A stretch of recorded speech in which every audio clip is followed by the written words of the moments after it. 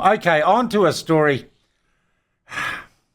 And gosh, Massey University, and I feel sometimes embarrassed to think that it is effectively my alma mater.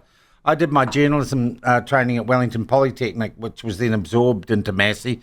So I'm technically an alumni of Massey University.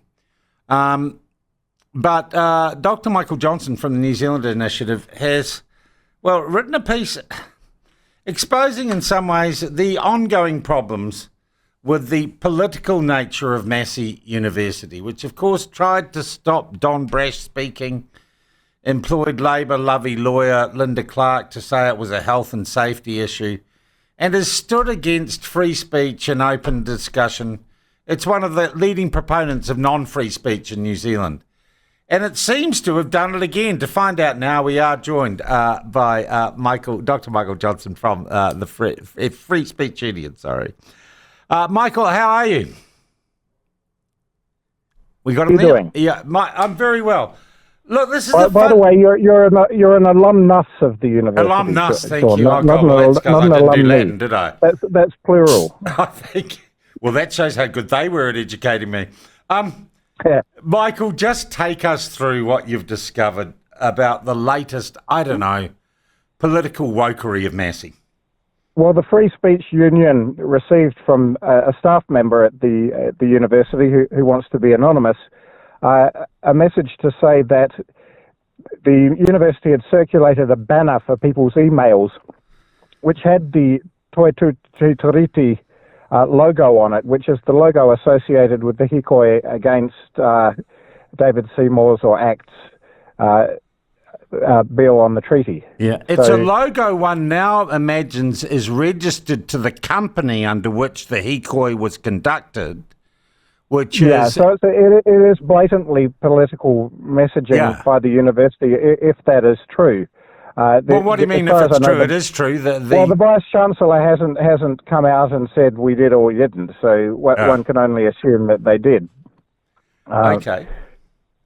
So a university in New Zealand has endorsed, and has there been any choice about this? You could put this Toi Treaty or whatever on your letterhead, or was it just here's the new letterhead? Well, I think it was encouragement to use it rather than a directive that they must. But even so, it's a violation of institutional neutrality.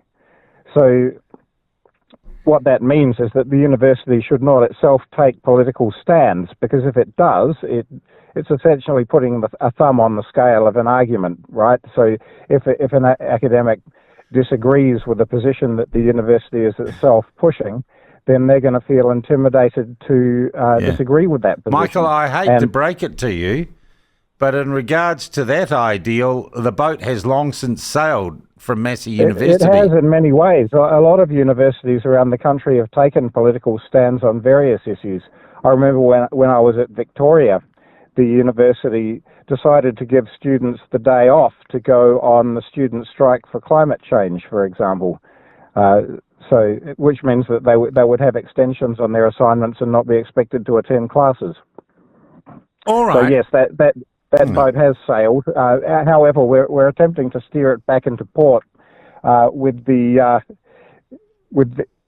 the academic freedom legislation, because the Inter-University Council on Academic Freedom, which is the professional branch of the Free Speech Union for academics, is very much pushing for a clause in that bill that would require universities to be institutionally neutral.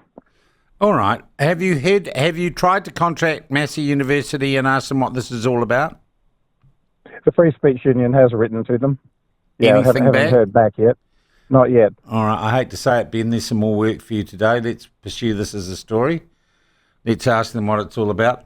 What would your recommendation be to academics who are being asked to use indeed probably trademarked and commercialised political catch cry in their office correspondence and outgoing mail from Massey University? What would you suggest they do? Well, if it was me, even if I personally disagreed with the treaty principles bill, I would refuse to use it on principled grounds, which is that the university should not be taking a position on any political issue. It's not a question of what one thinks about that particular issue.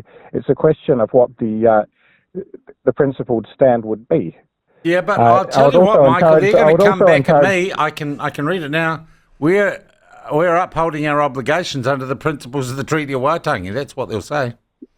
Yes, they will. And the reason I know that is because Giselle Burns herself said that in my presence that she considers the idea of the treaty as a partnership to be a constitutionally settled matter and therefore beyond the remit of academic freedom.